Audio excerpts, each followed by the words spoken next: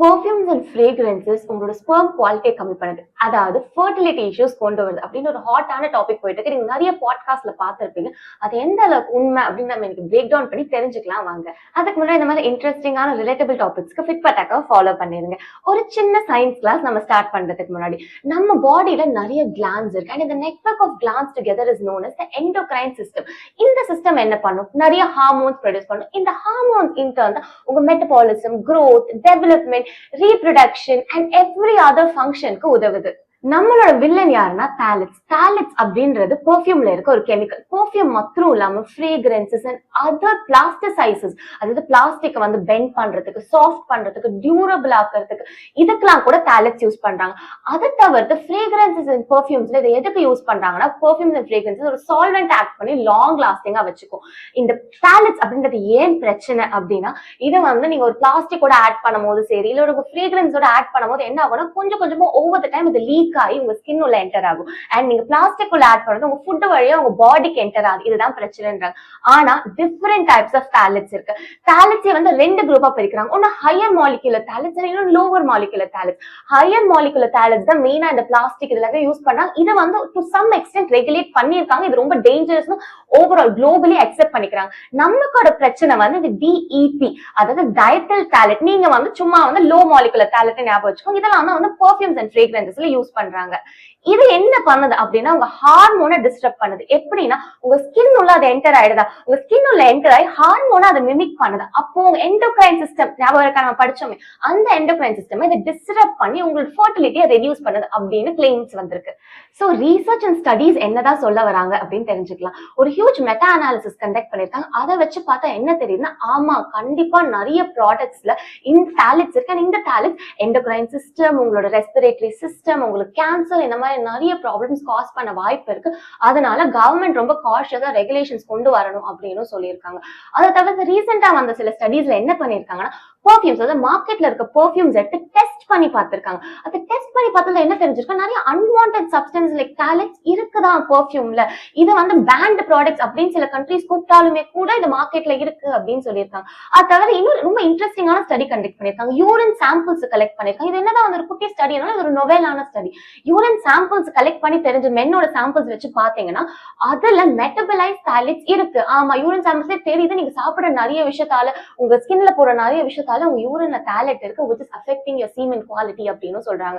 இந்த மாதிரி நிறைய ஸ்டடீஸ் கண்டக்ட் பண்ணிருக்காங்க. நான் சின்ன சின்ன விஷயத்துல மட்டும் உங்களுக்கு ஹைலைட் பண்ணிருக்கேன். உங்களுக்கு அடுத்த क्वेश्चन என்ன வரும்னு எனக்கு புரியுது. சோ இவ்வளவு டேஞ்சரஸ் அப்படின்னு நம்ம சொல்லறோம், இவ்வளவு ப்ராடக்ட்ஸ் யூபிக்விட்டஸா இவ்வளவு ப்ராடக்ட்ஸ்ல அதை ஆட் பண்றாங்க அப்படின்னு நம்ம சொல்றப்போ ரெகுலேட்டரி பாடிஸ் என்ன பண்ணுது?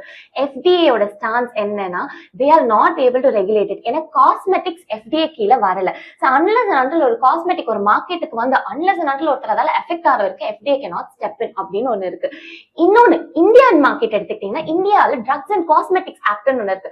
அதுல ஒரு லிஸ்ட் கொடுத்திருக்காங்க, இந்த டைப் ஆஃப் தாலிட்ஸ் அதெல்லாம் பேண்ட் அப்படின்னு சொல்லிட்டு. ஆனா அதுலயுமே கூட ஒரு த்ரெஷோல்ட் லிமிட் இருக்கு. அந்த த்ரெஷோல்ட் லிமிட் மேல எக்ஸீட் ஆனா மட்டும் தான் manufacturers have to state that இது பேண்ட். இல்லனா they can just give a self disclaimer stating that I am not using banned products. ஆனா யார் வந்து அத பிசிக்கலா செக் பண்றா அப்படினா இல்ல. இந்தியால லா என்ஃபோர்ஸ்மென்ட் தான் பிரச்சனை. அண்ட் அதெல்லாமே தவிர்த்து ஒரு முக்கியமான பிரச்சனை, நீங்க பெர்ஃப்யூம் நிறைய திருப்பி பாத்தீங்கன்னா ஃப்ரேக்ரன்ஸ் அப்படின்ற ஒரு வேர்ட் தான் கொடுத்திருக்கும். என்ன இன்கிரிடியன்ட்ஸ் லிஸ்டே பண்ணிருக்க மாட்டாங்க. ஏன்னா இதெல்லாம் வந்து ப்ரொடெக்டட் அண்டர் இன்டெலெக்சுவல் ப்ராப்பர்ட்டி லா. அதாவது ஒரு ட்ரேட் சீக்ரெட்டா மேனுஃபேக்சரர்ஸ் இதை ப்ரொடெக்ட் பண்ணிக்கலாம். அதனால இந்த ஃப்ரேக்ரன்ஸ் அப்படின்ற வார்த்தைக்குள்ள அவங்க அவ்வளவு கெமிக்கல்ஸ் ஆட் பண்றாங்க. அதான் டிஸ்க்ளோஸ் பண்ணணும்னு அவசியமே இல்லை. இந்த லூப் போல தான் யூஸ் பண்ணிட்டு இருக்காங்க. அண்ட் இன்னொரு மெயினான ஆஸ்பெக்ட் என்னன்னா, FDA எப்பயுமே எப்போ ஸ்டெப் இன் பண்ணி உனக்கு பேன் பண்ணணும்னா கன்க்ளூசிவா ஒரு ப்ரூஃப், அதாவது ஹியூமன் கண்டிப்பா எஃபெக்ட் ஆயிருந்தா மட்டும்தான். பட் என்வாயன்மெண்டல் குரூப் சரி, டாக்ஸிகாலஜிஸ்ட் சரி, க்ரோயிங் ரீசர்ச்சர்ஸ் சரி, இன்ஸ்டிடியூட் சரி, எல்லாமே எப்படி ஒரு ஸ்டான்ஸ் எடுப்பாங்க, if there is potential high risk of something happening, அப்போ நம்ம கண்டிப்பா ஸ்டெப் இன் பண்ணி அதை ப்ரிவென்ட் பண்ணணும். அதுதான் நம்ம ரீசர்ச்சர்ஸோட வியூ. அந்த விதத்துல பாத்தீங்கன்னா கண்டிப்பா அது ஒரு எண்டோக்ரைன் டிஸ்டர்பர் தான். மீனிங் உங்களோட மேல் ஃபர்டிலிட்டி மட்டும் இல்லாம female fertility, reproductive health, child foetal growth வந்து டிஸ்டர்ப் பண்றதுல இருந்து அண்ட் கேன்சர் காஸ் பண்றது.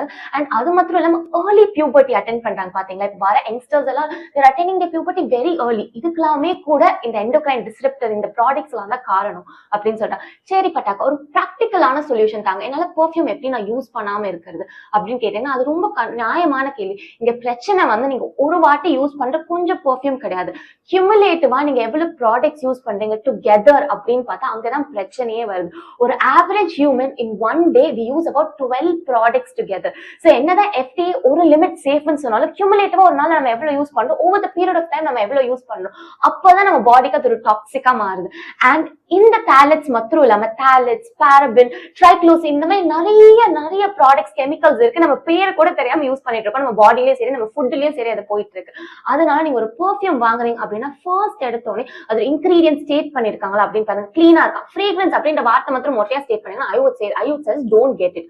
And second one, look for whether it's phthalate free, paraben free, இந்த மாதிரி வேர்ட்ஸ் இருக்கான். அப்படியும் இல்ல, அப்படி இல்ல என்ன பண்றதுன்னு தெரியல அப்படின்னா don't go for it. Go for essential oils, go for clear perfumes. என்னோட வியூ அது. And synthetic musk இப்படின்ற வார்த்தை இருந்துச்சுன்னா வாங்காதீங்க. And இங்க நான் போட்டிருக்க எல்லா நேம்ஸ்ல ஏதாவது ஒரு நேம் இருந்தா கூட don't go for such fragrances. And இது வெறும் perfumes மட்டும் இல்லாம perfumes, body lotion, shampoo, lip balm, detergent and your body washing soap, nail polish வந்து எல்லாத்துலயுமே phthalates இருக்கு. Therefore minimize the amount of products you use when it comes to phthalates low risk பத்தி பேசுறேன். இதே phthalates high riskல products இருக்குல்ல, plastics, உங்களோட school binders நீங்க use பண்றது, இந்த லிஸ்ட் ஆஃப் ப்ராடக்ட்ஸ் எல்லாம் கூட கண்டிப்பா நிறைய அமௌண்ட் ஆஃப் phthalates இருக்கு. அதனால try minimising it, have a healthy conscious decision. குளிக்காம வெறும் பெர்ஃப்யூம்லயே வாழ்ற, அப்புறம் ஜிம் போயிட்டு வேர்வையோட பெர்ஃப்யூம் மட்டுமே யூஸ் பண்ற உங்களோட ஃப்ரெண்ட்ஸ்க்கு இதை ஷேர் பண்ணி கண்டிப்பா அவேர்னஸ் கிரியேட் பண்ணுங்க. அண்ட் எனக்கு கமெண்ட்ஸ்ல இந்த மாதிரி நிறைய இன்ட்ரெஸ்டிங் டாபிக் சொல்லுங்க, நான் எடுத்து உங்களுக்காக பேசுறேன்.